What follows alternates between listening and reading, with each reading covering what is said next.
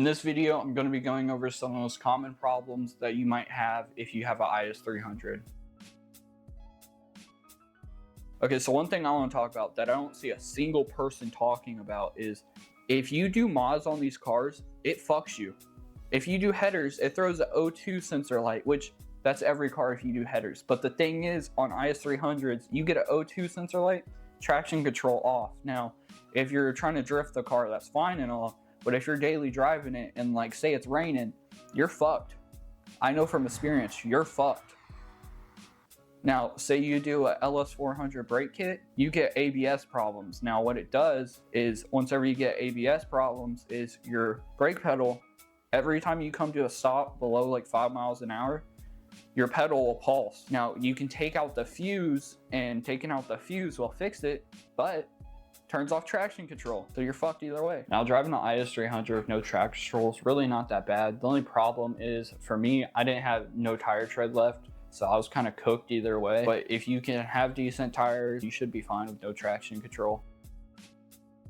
Now, the most common problem with these cars is oil leaks. Now, I'll go to my car now and show you some of the most common ones. Most common oil leak is the valve cover gasket. Now, it leaks all over the headers, but the worst thing is it will leak into here, this little divot where the spark plugs are. It will fill up, go into your coil packs, and the spark plugs get you misfires.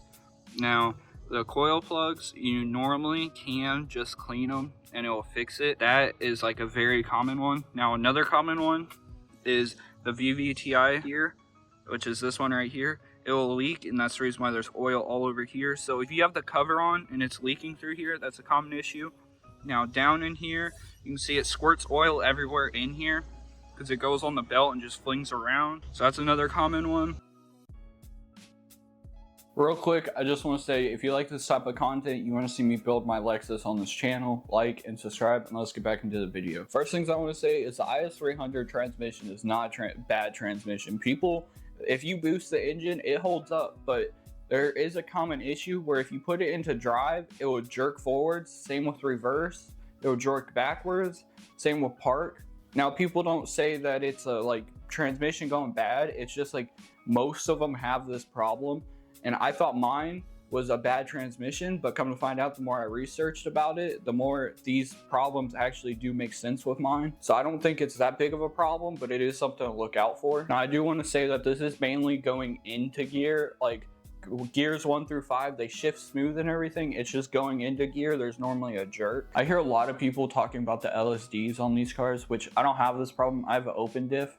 But what they say is the LSD will start this like whining sound sometimes, and you can hear it from the cab. Now, a lot of people say it's not your LSD going bad, but it does need to be rebuilt. So I don't know, I haven't had this problem, but I have heard a lot of YouTubers and like people in like Facebook group chats talking about it. So if that's one thing to look out for, I haven't had this problem, so I can't really say that much about it. Okay, so common issue, I wouldn't say it's very common, but it is pretty common, is sticky dash. Now, what sticky dash is 2002 to 2005 models of is300s. They put this film on the dash. I don't know what it's for, but it's there. So what happens is it melts in the sun after so many years, and it makes your dash sticky. Now, the best way to fix it is you just wet sand it down and repaint your dash. Now, what some people do is flocking your dash. Now, that's what I'm going to be doing mine. I'll put a picture up right here of it. Now, it's not that bad, but it is something that's time consuming. Now, it's just one thing to look out for. Now, last thing I want to talk about is rust. Now, these cars have some rust on them. A lot of it, you won't be able to find one without rust, or people will repair the rust. Now, it's normally below the doors. It will rust out. Now, one thing I don't see anyone talking about is in the trunk where the spare tire is, on the left and the right, there's these little divots. The bottom of those will rust out. Mine's rusted out. You can't really tell unless you take apart the trunk. Now, the thing is why that happens is there is vents right there. I don't know what for, but on the other side of the bumper, I'm assuming water gets up in there and rusts it, but mine's pretty rusted out. I have a friend that has one. He has some rust there. I don't see a lot of people talking about it, but it is one thing to look out for. Now that is everything I wanted to talk about in this video. So if you liked it, like and subscribe for more, and I'll see you guys in the next one.